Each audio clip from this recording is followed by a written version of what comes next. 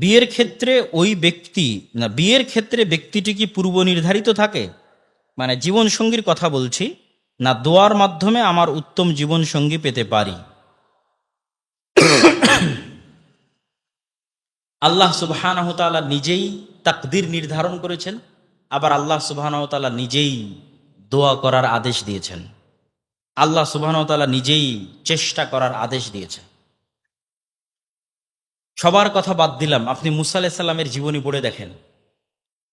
মুসা আলাইহিস সালামকে আল্লাহই বলছে তুমি যাও ফেরাউনের কাছে। আল্লাহ জানেন এখানে কি ঘটবে, তারপরেও আল্লাহ সুবহানাহু ওয়া তাআলা মুসা আলাইহিস সালামকে বলছেন তুমি দোয়া করো, আমাকে দোয়াতে স্মরণ করতে ভুলবে না, আমাকে দোয়া আমার কাছে দোয়া করবে যে আল্লাহ আপনি আমাকে বাঁচান বা বিপদ থেকে উদ্ধার করেন। আল্লাহ চাইলে মুসা আলাইহিস সালামের মুখের তোতলামি এমনি ভালো করে দিতে পারতেন। তারপরও মুসা আলাইহিস সালামকে শিখালেন আপনি দোয়া করেন, রব্বি ইশরাহ লি সাদরি ওয়া ইয়াসসির লি আমরি ওয়াহলুল উকদাতাম মিন লিসানি ইয়াফকাহু কাওলি। দোয়া একটি পছন্দ করে। তো তাকদীরের লিখন আল্লাহ সুবহানাহু ওয়া তাআলার জ্ঞান, কিন্তু স্বাভাবিকভাবে প্রত্যেক কল্যাণকর জিনিসের জন্য মানুষের বুদ্ধি বিবেক থাকা যতক্ষণ আছে ততক্ষণ তাকে চেষ্টা করতে হবে, এবং আল্লাহ সুবহানাহু ওয়া তাআলা এতে বরকত দিবে। অতএব দোয়া করতে হবে, ভালো মানুষ খুঁজে বের করার চেষ্টা করতে হবে। মোবাইল ফোনের উপর আসক্তি কিভাবে কমানো যায়, নামাজে কিভাবে মনোযোগ ধরে রাখবো? মোবাইল ফোনের আসক্তি কমানোর একটা উপায়, ঘুম থেকে উঠে মোবাইল চালানো যাবে না, ঘুমানোর আগে মোবাইল চালানো যাবে না। সর্বনিম্ন এই জিনিসটা মেনটেন করবেন, আশা করি একটু একটু করে কমবে মোবাইল ফোনের আসক্তি। শুধু দুইটা জিনিস মেনটেন করবেন, ঘুমানোর আগে কখনোই মোবাইল চালাবেন না, অন্তত আধা ঘন্টা 1 ঘন্টা মোবাইল আগে রেখে দেবেন, আর ঘুম থেকে উঠে অন্তত 2-3 ঘন্টা 3-4 ঘন্টা মোবাইলে হাত দিবেন না, যত জরুরি যত ইমার্জেন্সি হোক। ইম্পর্টেন্ট আর ইমার্জেন্সির মধ্যে পার্থক্য করতে পারতে হবে।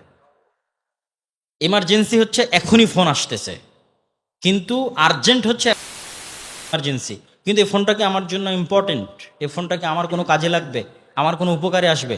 কোনো কাজে লাগবে না, কোনো উপকারে আসবে না। অতএব এমার্জেন্সি হলো, আর্জেন্ট হলো থাক, দরকার নেই।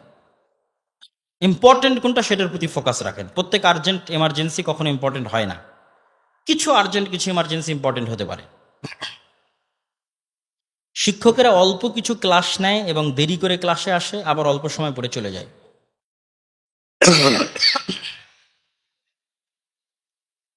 ছাত্ররা বৈষম্যের বিরুদ্ধে আন্দোলন করলো, তো এটা কি বৈষম্য নয়? তো এবং ছাত্রও যদি ক্লাসে অনুপস্থিত থাকে তাহলে ছাত্রও দুর্নীতিবাজ, আর শিক্ষকও যদি ক্লাসে দেরিতে আসে এবং আগে চলে যায় তাহলে শিক্ষকও দুর্নীতিবাজ। দুর্নীতি মানে শুধু টাকাই নয়, আপনার দায়িত্বের আমানতে যে আপনি খেয়ানত করতেছেন এটিও দুর্নীতি। আর এই দুর্নীতি সে দেখা যায় না বলেই তারা এত উন্নত, আর এই দুর্নীতি আমাদের দেশে আছে বলেই আমরা এতটা অনুন্নত, এবং আমরা এটাকে অপরাধী মনে করি না। অথচ অবশ্যই দেরিতে আসলে এবং পূর্বে গেলে ওই বেতন হালাল হবে না, হারাম রিজিক, হারাম বেতন।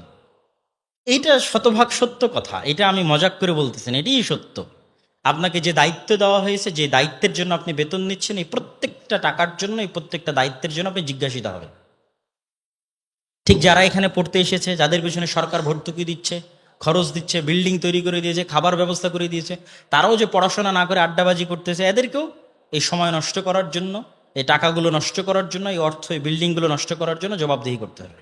এগুলো সবই হচ্ছে দুর্নীতি। আমরা জাতিগতভাবে একটি দুর্নীতিগ্রস্ত জাতি, আল্লাহ না করে একদম টপ টু বটম জাতিগতভাবে দুর্নীতিগ্রস্ত জাতি।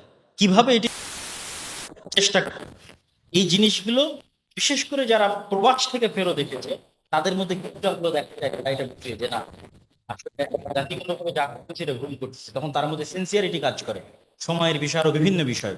তো দেশের বাইরে না গেলে এটার বাস্তব অভিজ্ঞতা করা খুব কঠিন।